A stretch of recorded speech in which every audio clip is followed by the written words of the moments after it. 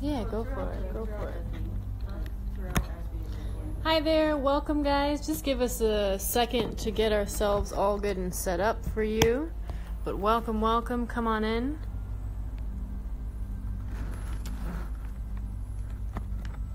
Welcome, everyone. Okay. Hi, guys. Just give us a second to so that I can get it on my computer here and I can see what comments you guys are giving us. Calm down, everyone. So we've got a nice little crystal display here for you. So you can gaze at our beautiful faces and some crystals today. Okay. Awesome. So we are live, guys.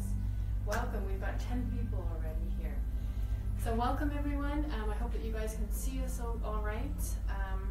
Welcome to Gaia Hawaii's first ever live talk story session, which will be led by Kalai Bellino.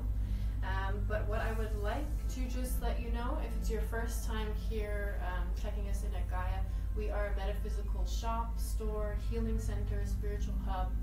We've got all kinds of spiritual products. We have great healers, practitioners, readers, classes, events, which Kalai has recently become part of the family here. And she's going to tell us a little bit about what she's doing here at Gaia. But a little bit more about... Oh, yeah. Is it like that? It does. It's just a little bit freezy on my computer here, but it's there. Can they see it sideways? Yeah, so they just have to turn it to the side. Okay. But yeah, because they'll be on their phones. I can turn it up that way if you want to try that. Yeah, I'm just curious. We'll try it like We're that. watching.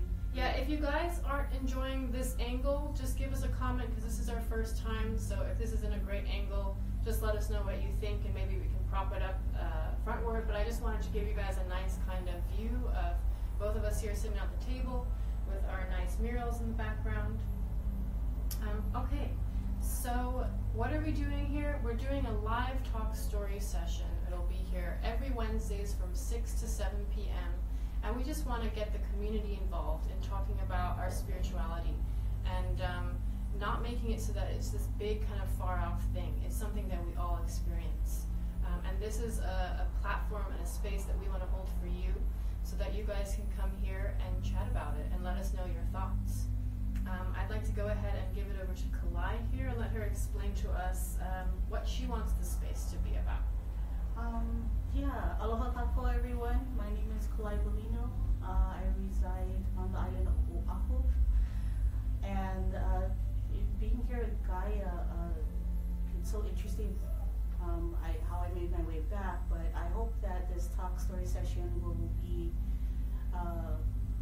a platform, a community for us to talk story about our everyday experiences. Spirituality is not something that we are necessarily separate. It's an everyday occurrence in life. And I think somewhere along the line we kind of lost that in a way. Yeah. And we need to re-engage and we need to make that part of our everyday life. Whether it is talking to what some people call guides, and for myself, I talk a lot with my ancestors all the time, and that becomes our norm. So it's not too far removed from us as a people, and we need to reconnect to that. And I hope that as I share my stories, they will connect with you, and that you'll be able to share some stories with us as well, so that we can relate, and it becomes our norm. And our ancestors, they want to help us. They are our families, and sometimes we make it feel like they're so far away, and they're really not. They're just right on the other side of the veil, and they want the best for us, and they can do a lot of things on the other side that we are not able to do in the physical world. So I hope that the eternity will bridge the gap between various understandings, belief systems, and bring people together in the lokaki, the oneness, that everything that I do affects you and everything you do affects me, and we need to get back to that oneness.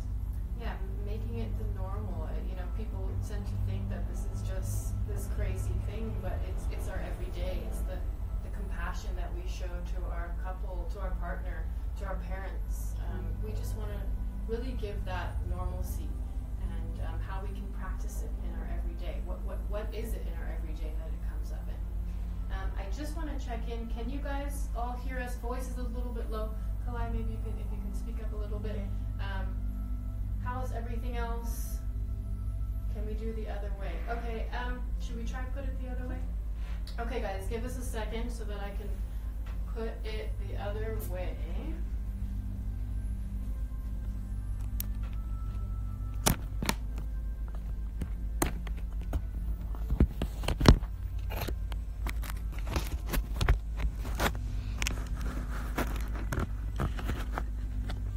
Okay everybody, how does that sound? Is that a little bit better here? Let's see if it shows us both of us on here. Okay. Let's see. Alright, that should be a little bit better. There we are. And I'll look a little bit closer in. I mean, you can move a little bit closer. Okay guys. Sorry, thank you for hanging in with us. It's our first time, so we're just working out the kinks. So this should be a little bit better.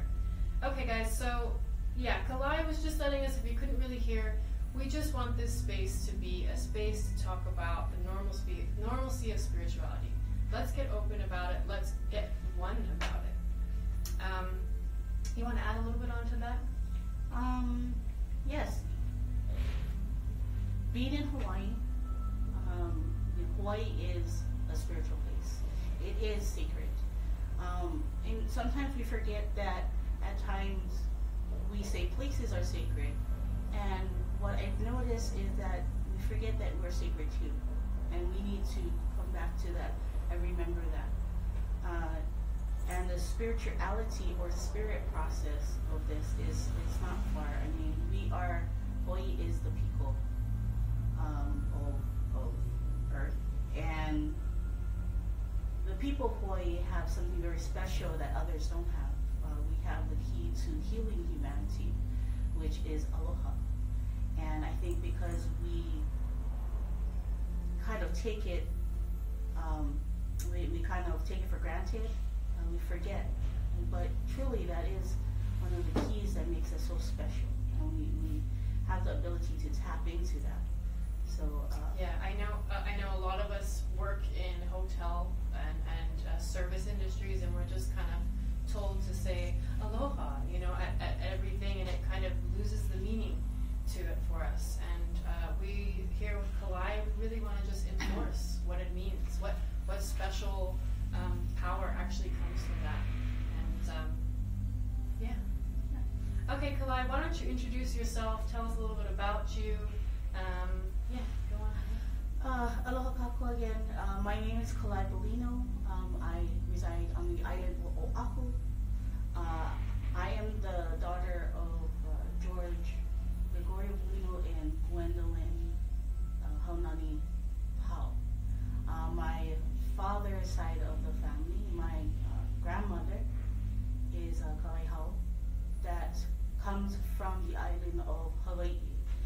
And her grandfather was a kahuna at Honaunau. And my grandfather on my father's side, my dad's dad, he is of Filipino descent, and the reason I want to bring him up is because he is from Balangiga, Samoa, and he's actually a survivor of, during the turn of the century, of the Philippine-American War. The people are familiar with the Balangiga Bells, and the massacre that took place at the turn of the century in 1901. And so I always want to honor my family, honor our ancestors. My mother is a Pao. She's also a Ka'ana'ana, as well as a Keonui. My grandfather on my mother's side is a Pao from the island of Hawaii. Can you tell us a little bit what those mean? So anytime we in Hawaii, the first thing people ask is, who are you? And so you say your name, And the second thing they ask is, where are you from? And so I honor my family by saying who they are, what their names are, where they are from. Because through my lineage, I honor them. And it gives people an idea of who my family lines are and what my ancestors did. And it gives us an inkling of what we are capable of and what is passed down through our DNA. So when I say, my grandfather on my father's side, he was a Kahuna now. That line also goes to the Pi'ilani line. It gives people an idea of what that means. So in South Kona, now is what people know as the place of refuge. And he was one Kahuna there. And our grandmother lived with our grandfather, or her grandfather, before they passed.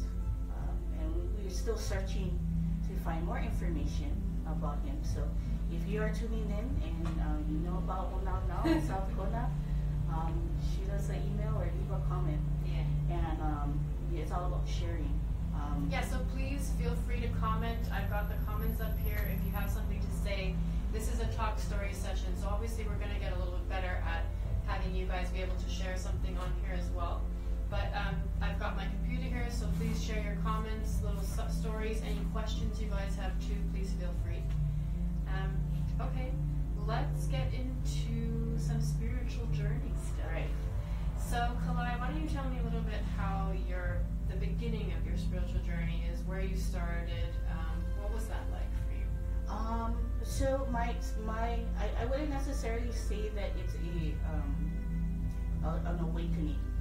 Today, everyone calls it an awakening, and perhaps it is because we're kind of sleeping through most of our lives. For myself, it was I felt more of a reactivation. So my DNA, that's why it's so important to honor our ancestors, honor our family members, because we're not standing alone. We're not doing the things that we do alone. They're always with us and guiding us.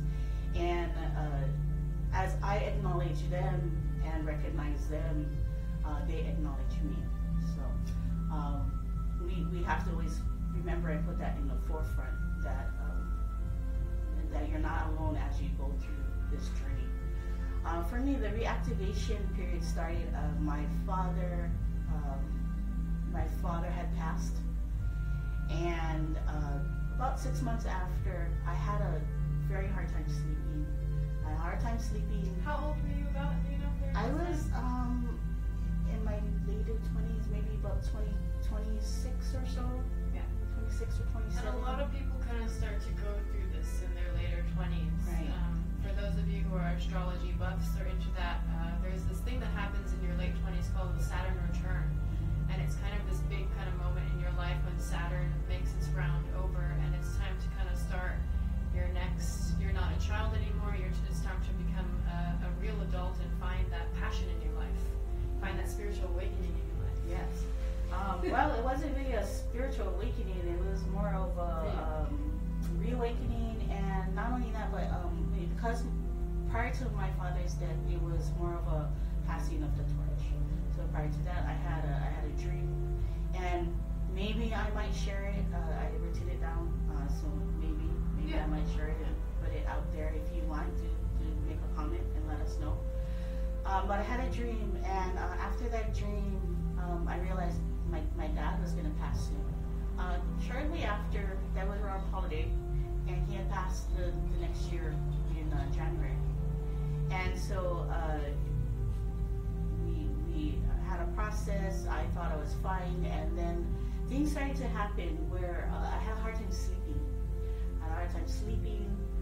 I would dream dreams, have visions, see things that weren't there, hear things that weren't there, and I thought I was going absolutely crazy.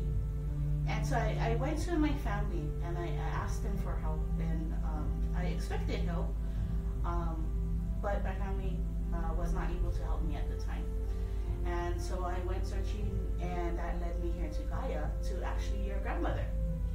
Yeah. Would you say that maybe like your family didn't necessarily, that they didn't quite know what to do with this kind of situation? Right. So in this situation, I'm not sure how other families are. Sometimes families will say, you know, you need to go through this journey because they know it's something that you have to go through. Mm-hmm. But I think because of the political status and the turmoil that we are in as a people, they're afraid and they didn't know because our family members didn't teach us.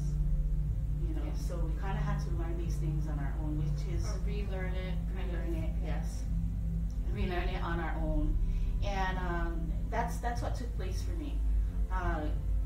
I went to my family. They were not able to help me at the time. Not that I'm sure they didn't want to; they just were not able to. And what happened was it led me here to Gaia, and I was like, okay, what's going on? And for some reason, I looked up psychic. I said, okay, I need a reading. I had only done one before that during my father's passing with my siblings.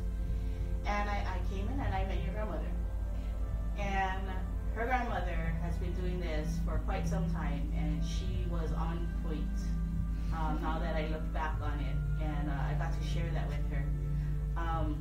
Came in to see her, and she said, oh, she was, I think you should come in and come to these classes.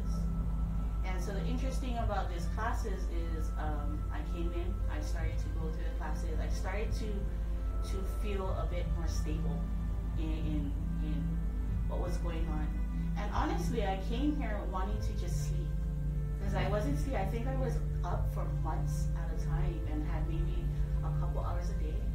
Just need some sanctuary. Yeah, I just couldn't sleep, you know, and I didn't know what was going on. Through the classes, it helped me to kind of settle down and have grounding. And that was the start of it. So honestly, all I wanted to do was sleep. And what happened was... that was your pusher. That was the pusher. And then I realized, wait a minute, I can't make it go away. Why did this happen? Then you start asking questions. Why is this happening to me? What is going on with me? And then you start digging deeper and deeper and deeper. And you start getting answers. And things start revealing themselves to you. And so that's how my initial journey started. And this was back when we first opened up. Correct. 2008. Correct.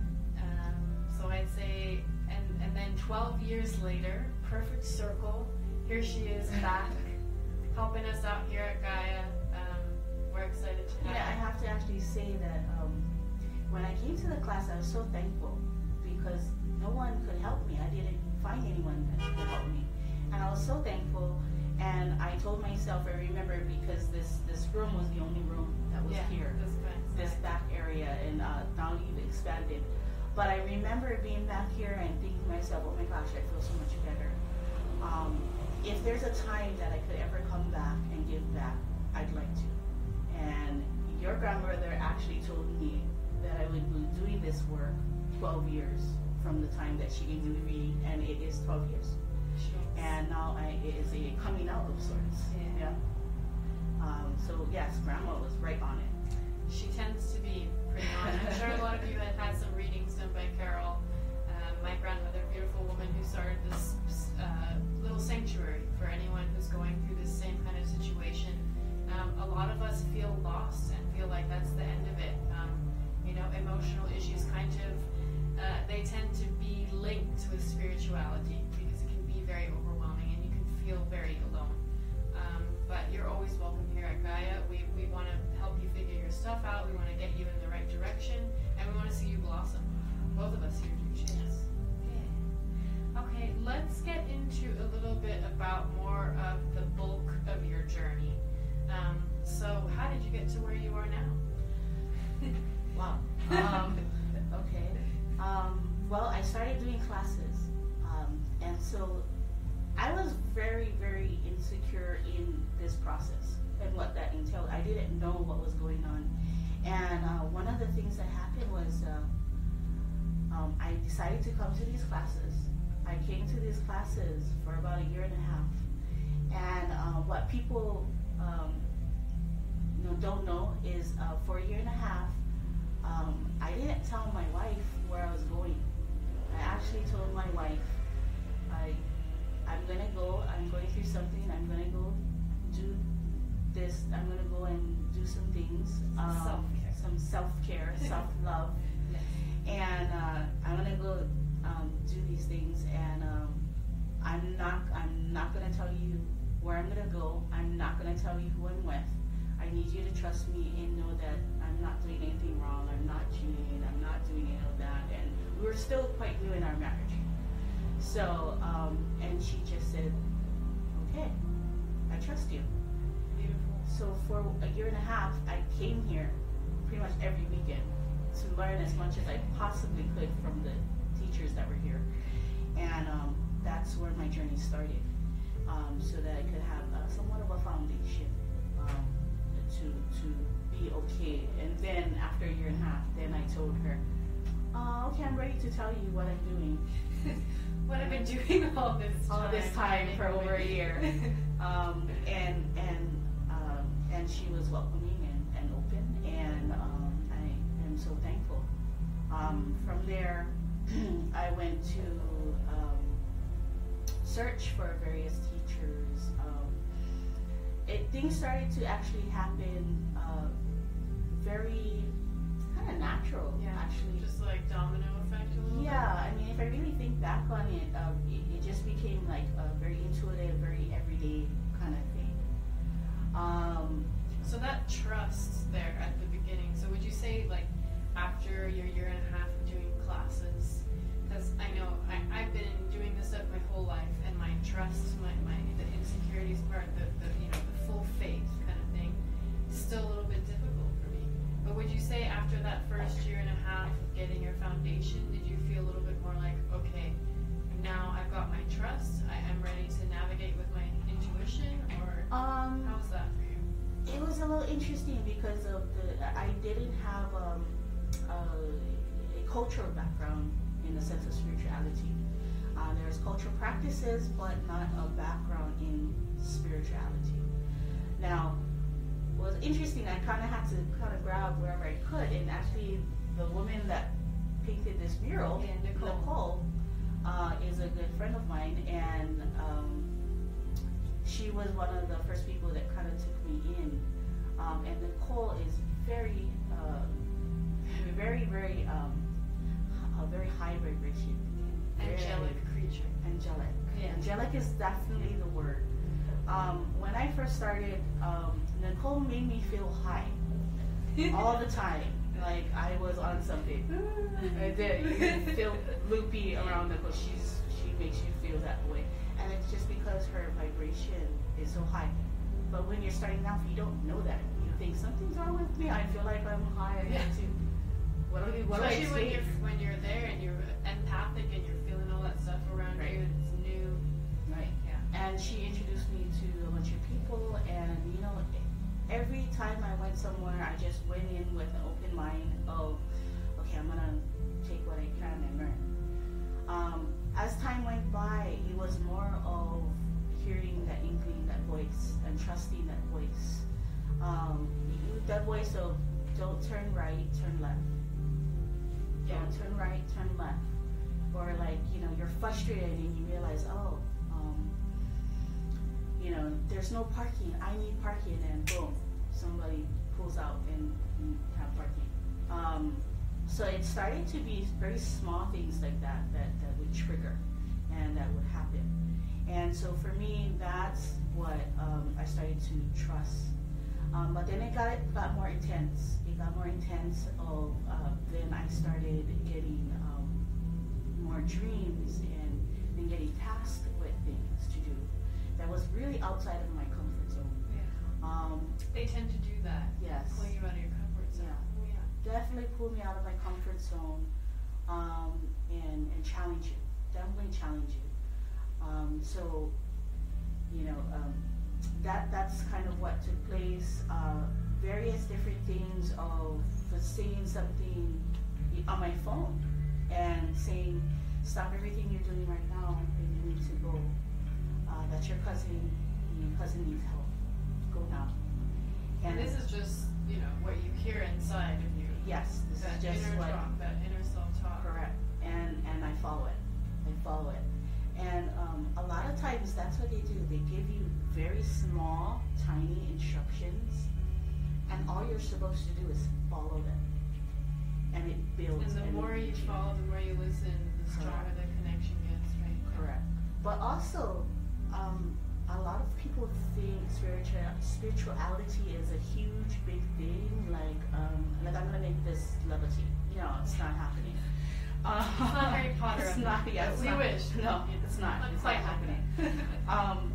But it's the small things. Like I went to help my cousin, and they just said you need to be there because there's a lot of negative energy towards her.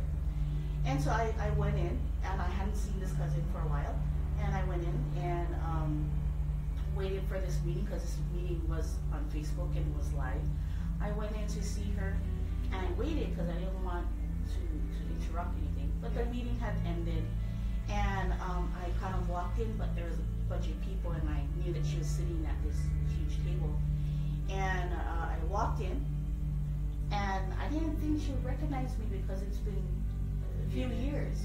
And so it's funny because I kind of just peeked over to see if she recognized me or if she was there. Yeah. And I peeked over, and she was peeking over, looking right at me. And I was like, and she waved back. And I was like, oh my gosh, what's going on here? I hadn't seen this cousin for a while. And what happened was we sat down. After everyone had left, we had a talk, and I told her I was checking my emails on my phone. And I went to click on it, and instead the screen moved, and I pressed on Facebook instead. And instead of it popping up on my home screen, a live video showed, and you were there talking. And instantly I heard my ancestors say, go and help your cousin. And I listened.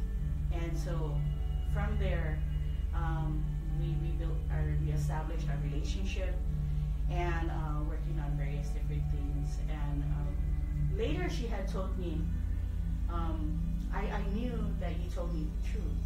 She was, because when you walked in, before you walked in, I see two colors.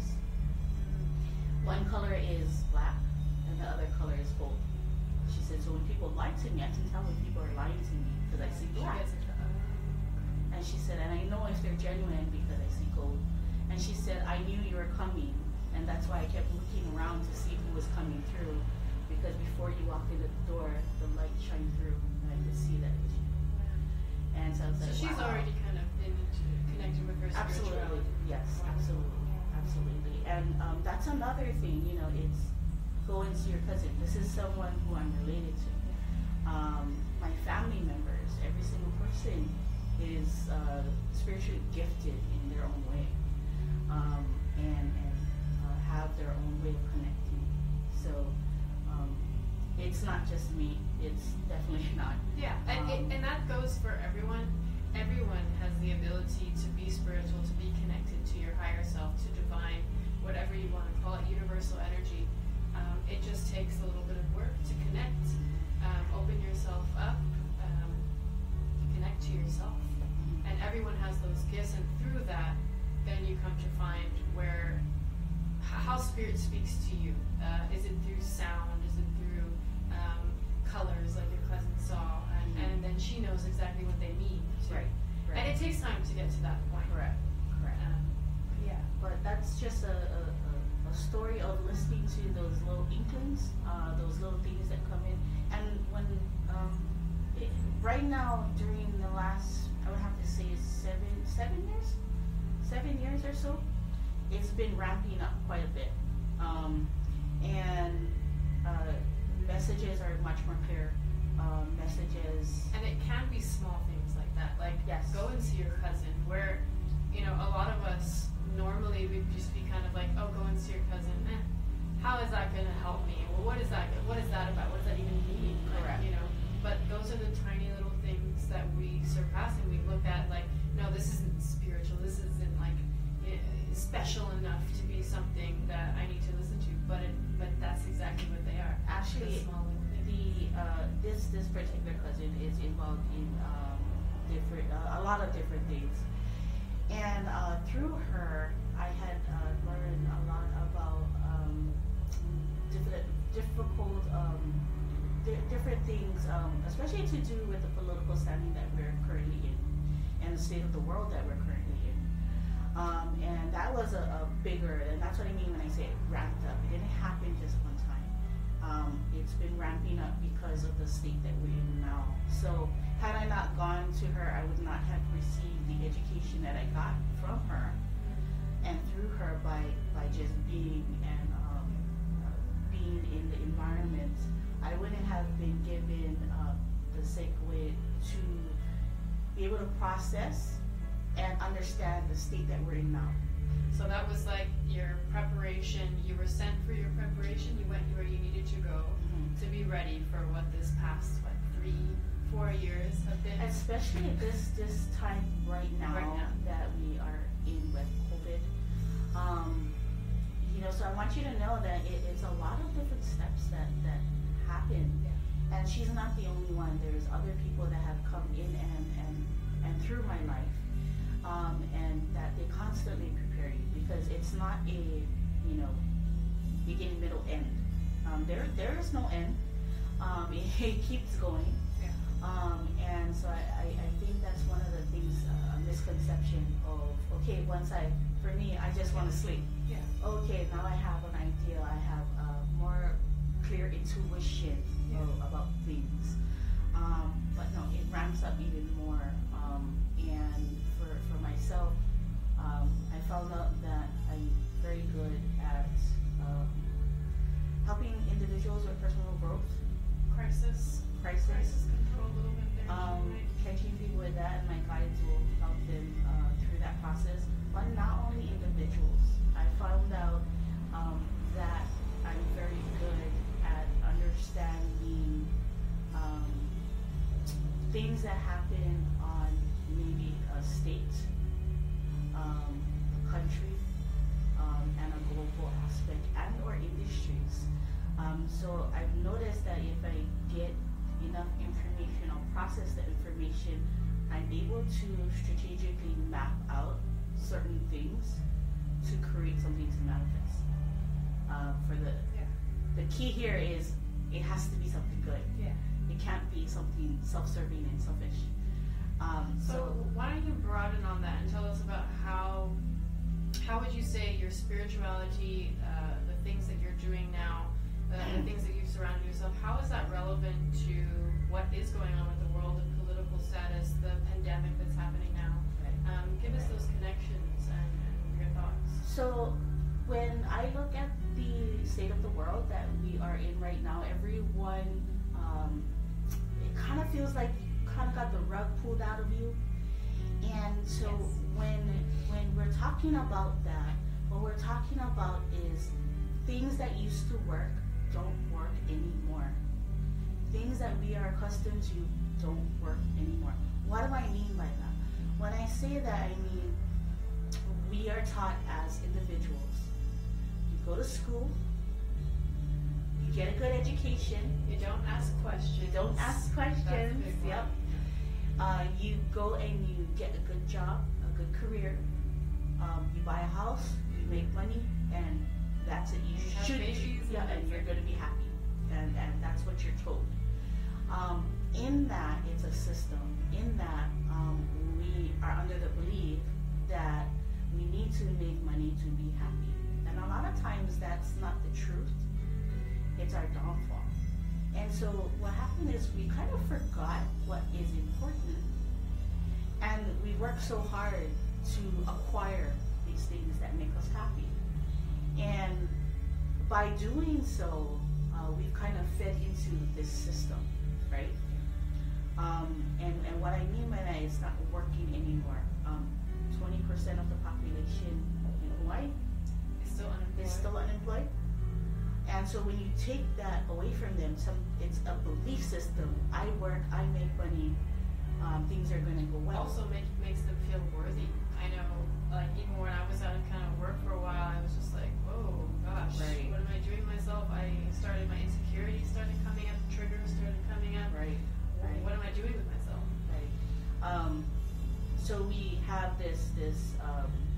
this belief of we do these things, it'll bring us happiness. We believe we acquire things, it'll bring us happiness. And what we're finding, especially with this pandemic, we're moving so much that we couldn't stay still. And what this pandemic did was it actually made us stay still. It made us stay still, and you at home. And you had to stay still with the people that you love. And that was really hard because people didn't know the people that they lived with.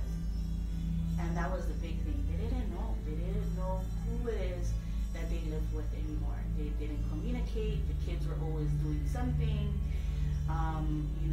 Parents are coming and going. Everybody's going to work and trying to keep on the schedule.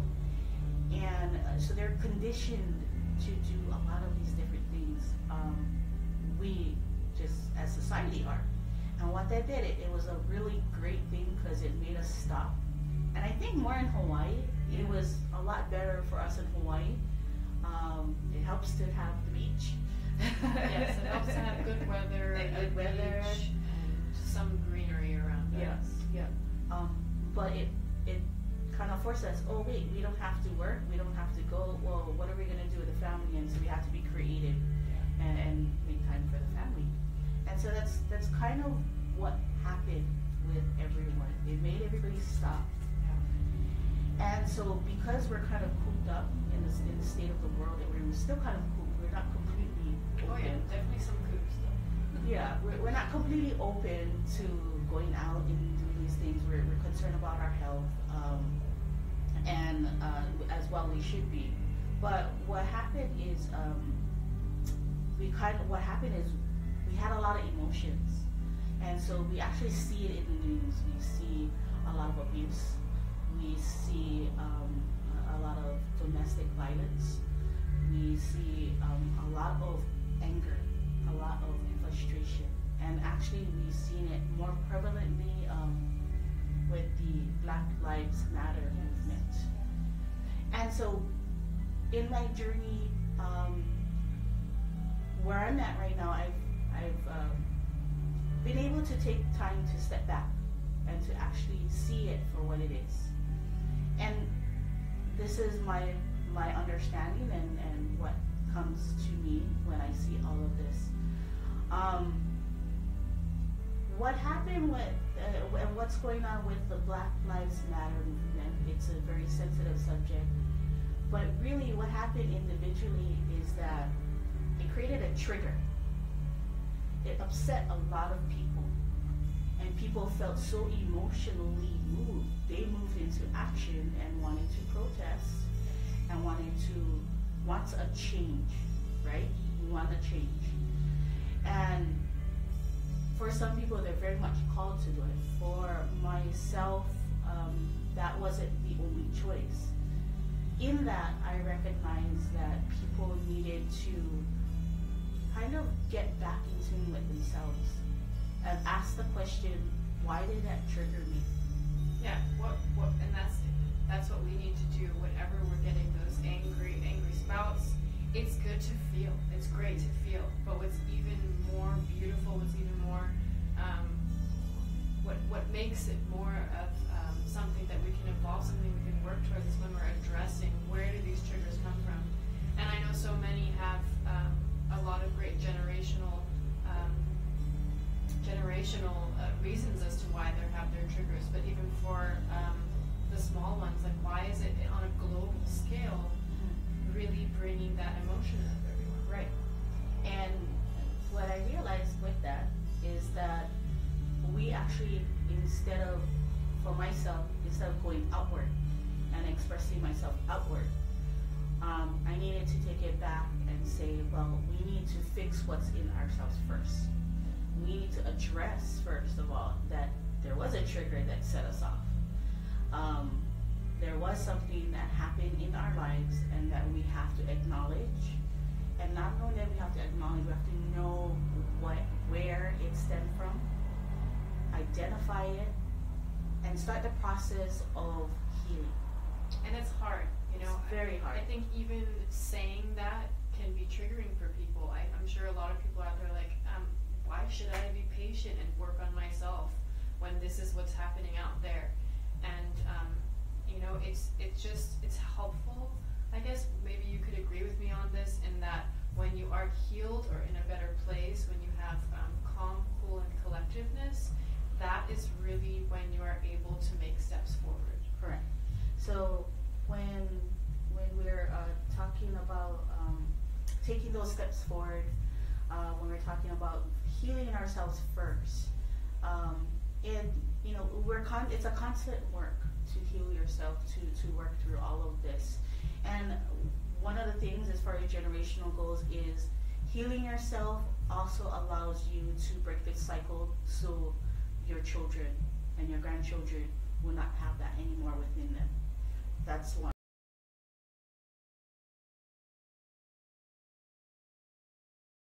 A person to be part of a collective change, a collective change. And really what we're here to do is to raise the vibration to a high vibration and to bring light to the world. We're not able to fully commit to that if we have that within ourselves. And like I said, it's a process. If we have that thing that's holding us back, that holds us back. Yes, because we can't fully be. First, we have to immerse ourselves in it, and then we have to allow it to consume us. And that's the hard work. It's very, very hard to get to that point. But it's a process, and some people have a lot of stuff, a lot of triggers, a lot of issues, and they have to work through it. But hate doesn't fix hate, and like I said in the beginning, Hawaii has the key, aloha. And so we have to get back to what that means. And I believe on the Mauna Wākea, when people are on the Mauna, everybody on the Mauna, when you're on the Mauna, they have a protocol called kapu aloha that everybody abides by. And what is interesting is I went to the Mauna and I was like, well, how are they implementing this? I never heard the words before. So I went there and everybody's in kapu aloha, and so what I heard was that it was an external, how I treat you. Okay. I have to treat you with aloha. That's the external thing that I heard prior to going up there. And so that's the feeling I got, like, okay, I understand that. When I got there, I realized, oh no, it's not external, it's internal. Okay. It's both. Okay. You have to start with yourself. You have to treat yourself with aloha, because how are you fully going to show that to others? Going to, yes. And mean it. Correct. Yeah. Correct. Especially in such a sacred space, a place like Mauna Wākea, which is our origin, where we derive from. So, that's something that that we have to kind of get back to. And because we've had a lot of distractions all this time, it's very difficult. We kind of got to coach ourselves and work towards getting back to that. Yeah. The daily battle of keeping it together. Yep. Actually, when I was up there, this is how I know that the ancestors are there. I went up there. It was a wonderful experience. The interesting experience is that my ancestors talked to me when I came down, and they sent me, on a trip and an excursion. As they do. As they do. They send me on task all over the place, and it's very different. But it's funny things like this that lead you to these things. And I'm going to share this story, and I hope that if you find that it resonates with you, or you have something similar, do share it with us, because I really like to hear your stories. But I came down from the Mauna, and the next morning I got up, went to have breakfast with friends, and when I got up, I heard, hey, you have to go visit your family in South Kona. So I said, okay, and I went to go down there I made my way down there. And as I went down there, one of the short stories is I'm driving, and one of the places I needed to go to was a graveyard in Gaia. And if you type in Gaia on your phone, it'll pull up Kauai. It won't pull up South Kona at all. And I was completely confused. I'm like, where is this place? And I put in Kona and realized there was nothing about Gaia. You know, there was a couple places here and there, but there was no marker to where Gaia was. So I'm driving, and I'm thinking to myself, okay, I'm going to find this place, and it's just And this is the graveyard that you're trying to find, right? I'm trying to find the graveyard. And I'm driving, and one of my girlfriends wanted to come with me, and I told her, oh, you can't come because I have a feeling I'm not coming back. Yeah. So stay in Kailua Kona.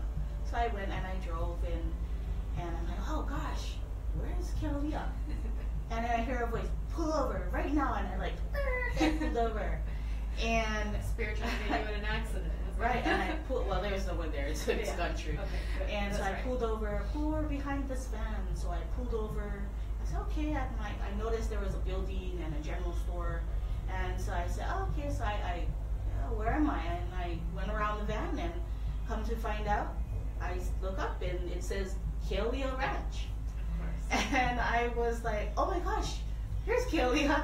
And I was thinking to myself the entire time that my ancestors probably said, yes, we have to make it very, very clear for you. Yeah. Because that's the kind of situation you get put in. Yes. That's the kind of descendant you are. Yeah, and that's the training for the next big situation. Correct. And I went in and I talked to the people at Gaia Ranch, and I asked them, I'm looking for a graveyard. And they say, oh, sis, it's good that you stopped here because the graveyard's right around that bend right there. And I said, oh, okay. And they said, oh, it's amazing you stopped there. Everybody goes past, and then maybe 5 miles they'll turn back around. And he said, oh, why'd you stop? I said, a little birdie told me to stop. got some things in that. Yeah, and in that, they confirmed, who are you looking for? And I told them who I was looking for. And they said, oh yeah, they're there. So my family was there, and I got to go there and aloha them and do a little prayer. Of course, I had to go back and head back, fly back to Oahu. But those are the kind of stories that I experience. You know, those are the kind of stories that I experience. Those are like my everyday norms. And so if you have those kind of stories, do share it with us. Yeah, give us a little message, give us a little comment. What kind of synchronicities are you experiencing? Have you ever found yourself where you actually listened to the voice that you heard and found yourself somewhere that you were trying to get to? Anything like that. Give us a little comment. Let us know what you think. Yeah, so we're just getting a little lower on time. We got about 10 minutes. Do you want to get into what you're doing here? Right. Yeah. So, how interesting that the state of the world that we're in. Let's see. Here. So, I understand that the things that we are going through right now, it's quite interesting. There's a lot of things that are ramping up. There's a lot of people actually moving into various different types of light work, spiritual work. Yes. I'm one of them. I have a lot of sisters, brothers that are moving towards that. And it's not by mistake. We're actually all needed. And that's another thing I want to point out is that everybody has a part. Yes. Everybody has a part to play. Everyone's included. Yes, yes, you're not excluded. Yeah. You're included. Yes. And so in this, when I came back to Gaia, my ancestors, like I said, my ancestors, where I come from Ali'i, Kahuna, and as well as commoners. And as I learned about them, I learned about my abilities, and I learned about what I'm capable of. And one of the things that I'm capable of, because one of my family lines goes to the Kuluwaimaka line from the island of Hawaii, Mokuokeawe. One of the things that that they did was when people had issues with their spirituality or they needed counsel or that type of thing, when they had issues, they would bring them to someone who was help them from that family, the Kuluwaimakas. And what my understanding is that their job was to puka them and to create a hole. And you know, if you create a hole in something, slowly but surely it starts breaking apart and starts getting bigger and bigger and bigger. Right. So the objective is for to give you a little start and plant the seed, and that's what they will do. And I'm very honored and humbled that I am embarking on this new journey and continuing where it is that they have left off. And it's not like they wouldn't want to do that. It is due to the political and governmental issues that we were going through at that particular time, where everything had to go in hiding. Mm-hmm. So they weren't able to share, and they didn't want to because we had to adjust to Western way of life. And so I'm very honored that I get to kind of participate in my own way, resurrect it. Yeah. And in that, these lessons came out. And my ancestor said, "You need to teach these." And I said, "Why? Why do I have to teach these lessons?" I wrote it all out, and I didn't ask why. I just channeled. I wrote it out, and then I said, "Wait! You told me that I have to do that. I get the helping them find their everyday abilities. I get helping them find their spiritual abilities. Why am I having them write all this down? And do I have to do this too?" Yes. And they said, yes, you have to document all of this. And so in our culture, we look 500 years in the future, 500 years in the past, 500 years in the future. And so that's our gauge when we're talking about knowledge from our ancestors. And so they said, well, you know what? We're not a oral we're still an oral culture. We still do things orally, but you guys do things more written. Yeah.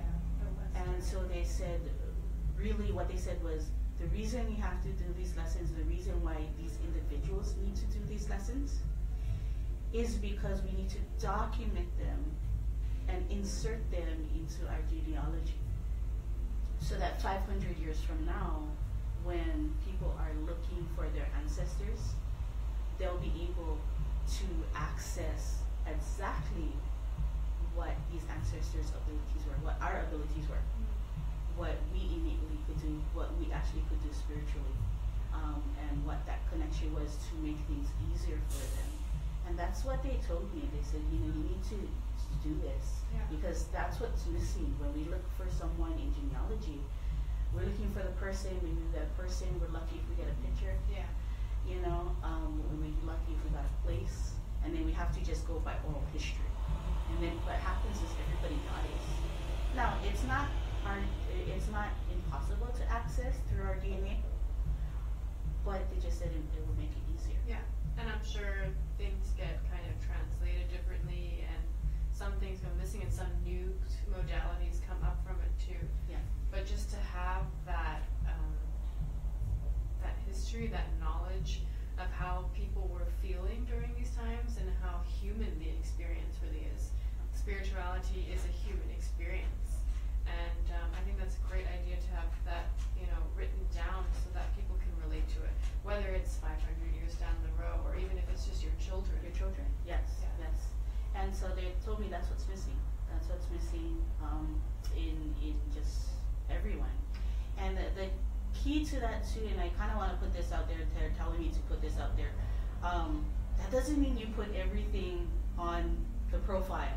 That means that you put so much on the profile, and then when they ask the right questions, they get access to like the secret stuff in the family books and stuff, because it's not necessarily meant for everyone. So I kind of want to say that. I want to make that clear. Yeah.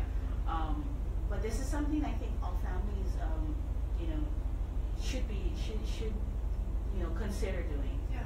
And it would help our generation so much more.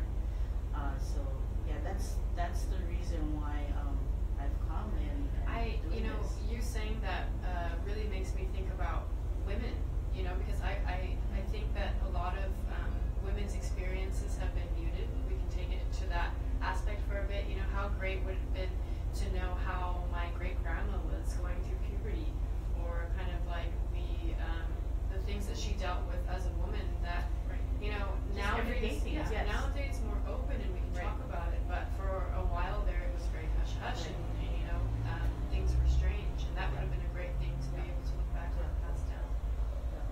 So yes, that's the big thing that they told me to you know, start that process.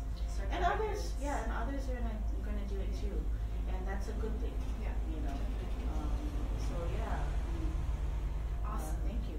Thank you. So I know that was a lot, guys.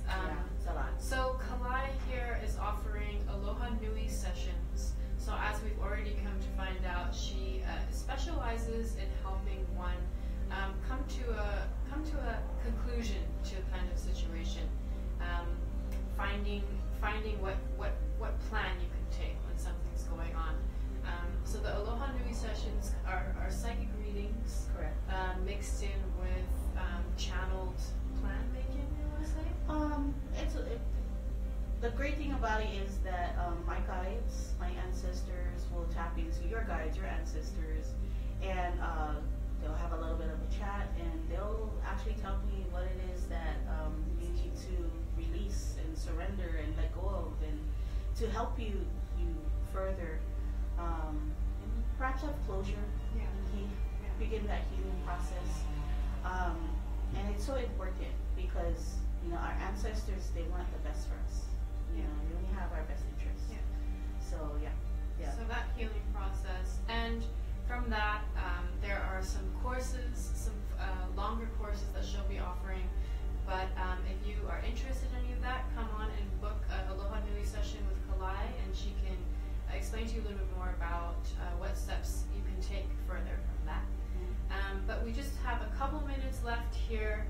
I just want to let you know, so we're having another session here next week, Wednesday, same time, 6 to 7 p.m. here with Kalai. And this one's going to be specializing on couples and spirituality and how that affects partners and couples. I'm gonna have my wife here, Hazel, and we're just gonna talk story about some of the things that we've gone through, and it's just everyday things that we've gone through in our life, and to kind of close that gap of spirituality, of like, it's not so far-fetched. Not so individual either. It doesn't have to be an individual thing. And it's great if you are able to share that with your partner. Definitely helpful in the world. Yes. Yeah, guys, so bring your questions, bring your ears. Again, we have like a minute here. If anyone wants to ask a question, go ahead and put it up on the comments. Email us. Thank you so much for everyone for joining. We had a great time, and we'll see you next Wednesday. Aloha.